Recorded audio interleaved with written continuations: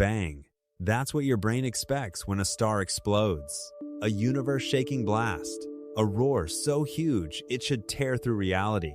But in space, there is no bang, no boom, no crack, no rumble, nothing. Because sound needs something to travel through.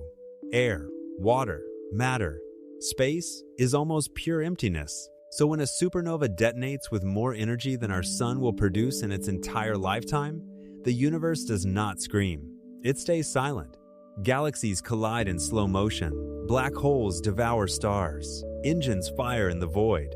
And if you were somehow floating beside it all, you would hear absolutely nothing. Not quiet, not peaceful, zero sound. The most violent place in existence makes absolutely no sound at all.